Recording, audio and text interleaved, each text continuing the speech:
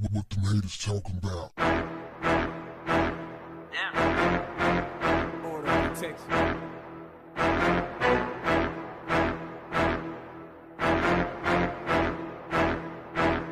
What's up, family? Quincy Jones, the producer of Michael Jackson's most iconic records, has been awarded $9.4 million in a trial against Michael Jackson's estate over royalties. Quincy Jones has been attempting to prove that he was denied $30 million in royalties. He sued in 2013, claiming that in addition to being owed significant amount of monies in royalties, he was denied the right to remix the music he created with Michael Jackson. The lawsuit covered royalties from Off the Wall, Thriller, Bad, the This Is It soundtrack, and 2 Cirque du Soleil shows. In a statement to The Hollywood Reporter, Quincy said this: "As an artist, maintaining the vision and integrity of one's creation is of paramount importance. I, along with the team I assembled with Michael, took great care and purpose in creating these albums, and it has always given me a great sense of pride and comfort that 3 decades after they were originally recorded, these songs are still being played in every corner of the world." The lawsuit was never about Michael. It was about protecting the integrity of the work we all did in the recording studio and the legacy of what we created. Although this judgment is not the full amount that I was seeking, I am very grateful that the jury decided in our favor in this matter. I view it not only as a victory for myself personally, but for artists' rights overall. Michael Jackson's estate conceded in court that Quincy Jones was owed less than $400,000 in royalties and claimed that the producer hadn't been paid that money due to accounting errors. They argued, however, that Quincy Jones wasn't owed $30 million. Court testimony revealed that Jones received $18 million in royalties following Michael Jackson's death. In addition to claiming that he was owed royalties for Michael Jackson's albums, Quincy also claimed that he was entitled to profits from Jackson's 1991 joint venture with Sony, a share of the net receipts for the 2009 film Michael Jackson's This Is It, and net profits from movies instead of just licensing fees from songs used in soundtracks. Michael Jackson's estate attorney, Howard Wiseman, previously told Billboard that if Jones was offered a substantial amount of money, an appeal could happen. If he gets major money, obviously there's a process post-trial, he said. Hey man, a deal is a deal. I mean, come on. Michael was big. He was a megastar. But everybody knows that Quincy Jones had a heavy hand in that happening. I mean, a good producer can oftentimes dictate how great an artist will be. You get a good producer, I'm talking about a good one like Quincy Jones. Now, it's important, before some of y'all just go ape crazy, that Quincy is not suing Michael Jackson. He is suing Michael Jackson's estate. He said all along that, hey man, I ain't got nothing to do, I ain't got no ill will toward Michael Jackson. This is not about Michael. It's about preserving the integrity of the music and ultimately me getting my motherfucking money.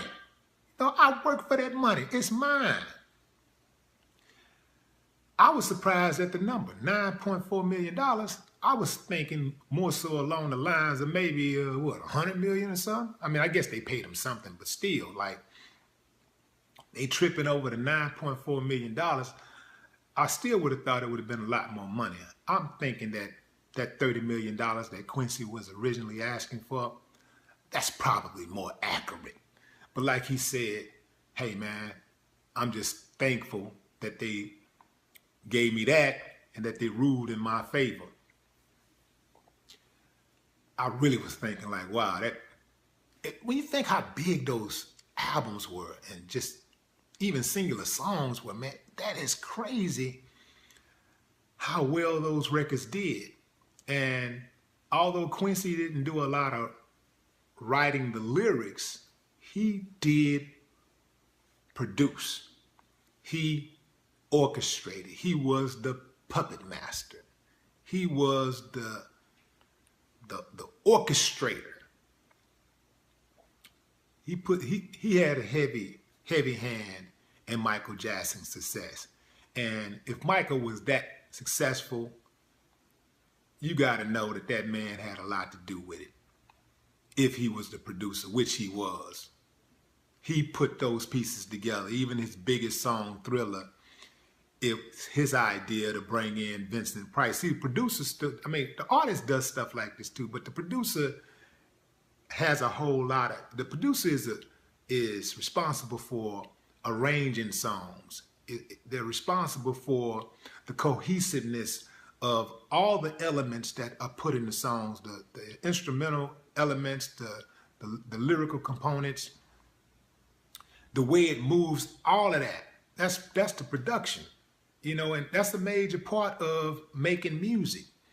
And oftentimes producers don't get enough credit. I mean, you get people like Dr. Dre. Everybody knows how great Dr. Dre is, and most people know how great Quincy Jones is. But there are so many other producers that go under the radar that has a heavy hand in some of your favorite artists that you hear. It's these producers. I mean, and that's why if you separate the producer from the artist, a lot of time the artists don't have the same amount of success. But also, the producers don't have the same amount of success, because Quincy Jones wasn't as successful without Michael Jackson as he was with him, and vice versa. Michael was not as successful without Quincy as he was with Quincy Jones. So you put the two together, you put the right producer together with the right artist, and man, you can create magic. That's how it was for us, you know, Ghetto Boys, the producers that we had around us, our core group of producers, starting with Ready Red. You know, I don't even know if there's another producer out there could have had the vision that Ready Red had at that time. Ready Red was before his time. He gave us our sound. So it was him. We just took that sound what he had when he left the group, and we built on. We built on from there. But man, I can't see anybody else doing it, having that vision that he had to sample that Scarface. So Ready Red was the first producer to sample Scarface in a hip hop record, in any record. And just having that vision, that speaks volume. And it really shaped the GB sound. Quincy Jones sued the estate, not Michael Jackson. So y'all stop trying to attack the man like he trying to do Michael dirty, he trying to turn on a friend and all that. No, man, it's these people that run these estates. Oftentimes, they have a different vision than the person who worked for the money, who earned that money to build that estate. I can see an episode of South Park coming on this real soon. Quincy Jones is perhaps one of the most, well, not perhaps, I mean, he is one of the most successful producers of all time. Not just successful, but he's really good at what he does. And so I can't see having a problem with him getting his money. All of this bickering over money and going back and forth with court proceedings makes you wonder how much the lawyers are getting out of this. Because you know, at the end of the day, all they're going to do is file a bunch of appeals and motions to fleece their clients. Because that's what lawyers do. Pay the man. He earned it. Michael Jackson is perhaps the greatest entertainer of all time. Perhaps the greatest artist of all time. But he cannot have achieved that level of success without Quincy Jones, and everybody knows that. They were a great team. Pay the man. If Michael Jackson was here, I'm sure he'd say the same thing. No more talk. What the haters talking about? Yeah. Order protection.